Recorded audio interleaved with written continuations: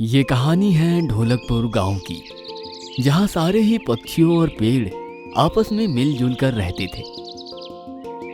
सब बहुत ही तरह तरह के पेड़ थे और बहुत अलग अलग तरह के पक्षी उन पर रहते थे। तभी एक पेड़ चिड़िया से कहता है, अरे चमेली चिड़िया, देखो मौसम कितना अच्छा है, मन कर रहा है झूम कर नाचूं। तो नाच लो, पर तुम तो नाच भी नहीं सकते, तुम्हारे पैर ही जमीन के अंदर है। टीटू पेड़ तेज से सर हिलाता है और चमेली को नीचे गिरा देता है। लो, मैं तो नाच लिया, तुम गिर गई ना। तो पागल है, गंदा पेड़ कहीं का। वहाँ सब ऐसे ही हंसी ठिठोली करते थे। वहीं एक पपीते का भी इलाका था, जहाँ सारे पपीते और चिड़िया रहते थे। सब बहुत खुशी खुशी रहते थे। वहाँ एक मोटे पपीते का भी घर था, जो सभी पक्षियों की मदद करता था। किसी भी पक्षी को कभी भी रहने की जरूरत पड़ती थी तो वो मोटे पपीते के घर को इस्तेमाल कर लेता था। मोटा पपीता बहुत ही अच्छा था और सब जरूरतमंद पक्षियों की मदद करता था। फिर एक दिन कौवा उससे कहता है, अरे मोटे पपीते, मेरे घर पर कुछ मेहमान आ रहे हैं, तो मैं उन्हें यहाँ लेकर आ जाऊं?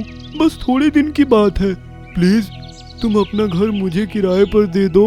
हाँ चलो ले लो, पर मेरे घर के अंदर कोई गंदगी मत करना। पपीता उसे अपना घर थोड़े दिन के लिए दे देता है। फिर कालू कौवे के मेहमान आकर चले जाते हैं और उसके मेहमान घर के अंदर इतनी गंदगी मचा कर जाते हैं कि मोटे पपीते को बहुत गुस्सा आ जाता है। तुम कितने गंदे हो कालू कौवे, तुमने मेरा सारा घर गंदा कर दिया। तो साफ कर लो मोटे पपीते, मेरा काम तो हो गया, अब मुझे क्या लेना तुम्हारे घर से। मोटा पपीता ये बात सुनकर रूठ जाता है। फिर कुछ समय बाद बारिश का समय आ जाता है। सब लोगों ने अपना अपना घर बना लिया था। बस कालू कौवा और चमेली चिड़िया ही बिना घर के थे। चमेली बेचारी मेहनत कर रही थी, पर उसे घर बनाने के लिए कुछ चीजें नहीं मिल रही थी। पर चमेली चिड़िया बहुत अच्छी थी। पपीते भैया, मैं तुम्हारे घर में रह लूं? अब बहुत बारिश का मौसम है और मेरे बच्चे भी भीग रहे हैं। हाँ चमेली बहन रह लो, पर तुम गंदा मत करना। पहले कालू कौवा रहकर गया था और उसने मेरा घर बहुत गंदा कर दिया था। फिर कुछ समय बाद कौवा बारिश में बहुत भीग जाता है और उसे ठंड भी लगती है। फिर वो मोटे पपीते के पास ही आता है। पपीते भाई, मुझे भी अपने घर के अंदर घुसा लो, मैं ठंड से मर रहा हूँ। नहीं कालू कौवे, मेरे घर के अंदर जगह नहीं है तुम जैसे गंदे लोगों के लिए, और यहाँ वैसे भी चमेली और उसके बच्चे रह रहे हैं, तो तुम्हें अंदर जगह नहीं मिलेगी। कालू कौवा ये बात सुनकर चला जाता है। फिर बारिश का समय बंद हो जाता है और सब पक्षी अपनी अपनी जगह वापस चले जाते हैं और मौसम भी बहुत साफ हो जाता है। कुछ समय बाद जंगल में दो खतरनाक बाज आ जाते हैं, जो सबको खाते हैं और पेड़ों की फसल भी खराब कर देते हैं। उन्होंने बहुत पक्षियों को अपना शिकार बना लिया था। अब वो मोटे पपीते की फसल खराब करने आ ही रहे थे। मोटे पपीते, तू कहाँ बचेगा? तेरी भी तो फसल खराब होगी, फिर तू कैसे जिंदा रहेगा? नहीं भाई, मुझे मत मारो, तुम मेरी फसल मत खराब करो। मैं तो यहाँ सभी पक्षियों को रहने के लिए घर देता हूँ। अगर मैं चला गया तो बहुत पक्षियाँ बेघर हो जाएंगे। तो हमें उससे क्या करना? हमें तो फसल खराब करने से मतलब है। हम यहाँ सारे जंगल को उजाड़ देंगे और सारे पक्षियों को मार देंगे। वहीं पीछे से चमेली उड़कर आती है और वो देखती है कि खतरनाक बाज मोटे पपीते को परेशान कर रहा है। वो फटाफट वहीं जाती है।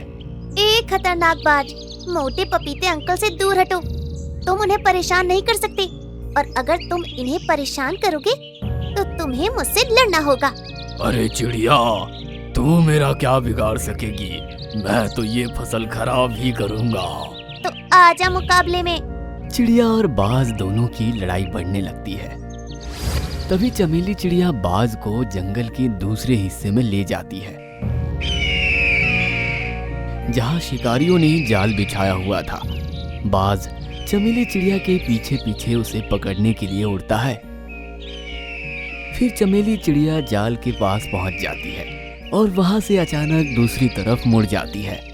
बाज की रफ्तार तेज होने के कारण वो दूसरी तरफ उड़ नहीं पाता और जाल में फंस जाता है। फिर शिकारी बाज को अपने साथ ले जाते हैं और फिर चमेली चिड़िया वापस मोटे पपीते के पास चली जाती है। चमेली, तुम्हारा बहुत बहुत धन्यवाद। तुम बहुत ही अच्छी हो। तुमने अपनी जान पर खेलकर मेरी जान बचाई। कोई नहीं मोटे पपीते चाचू, आपको कोई भी जरूरत हो तो मुझसे बताना। तुम्हें ऐसे कोई परेशान नहीं कर सकता। और चमेली, अगर तुम्हें कोई भी दिक्कत हो तो मुझे बताना, मैं तुम्हारी सारी परेशानी खत्म कर दूंगा। नहीं, मुझे कोई दिक्कत नहीं है मोटे पपीते अंकल।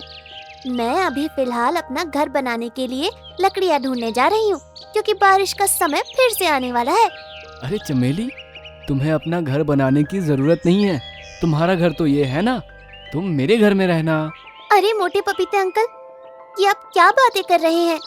हाँ चमेली, तुम मेरी जान बचाई हो तो मैं तुम्हारे लिए इतना तो कर ही सकता हूँ। तुम इसे अपने चाचू का घर समझ लेना। जब भी तुम्हें लगे कि बारिश आ रही है या मुसीबत आ रही है तो तुम मेरे घर में आकर रह लेना, और इस घर में कोई नहीं रहेगा तुम्हारे अलावा। ये सिर्फ तुम्हारा घर होगा। तो आज से तुम मेरे मोटे पपीते चाचू हुए। हाँ, ऐसा ही समझ लो। और मोटा पपीता और चमेली दोनों साथ साथ रहने लगते हैं। वह दोनों बहुत खुश हो जाते हैं और बहुत ही अच्छे से रहते हैं। चमेली अपने बच्चे को भी वहीं ले जाती है। इस कहानी से हमें ये सीख मिलती है कि जैसा हम बोते हैं वैसे ही हमें मिलता है। अगर हम अच्छा करेंगे तो हमें अच्छा ही मिलेगा, और अगर हम बुरा करेंगे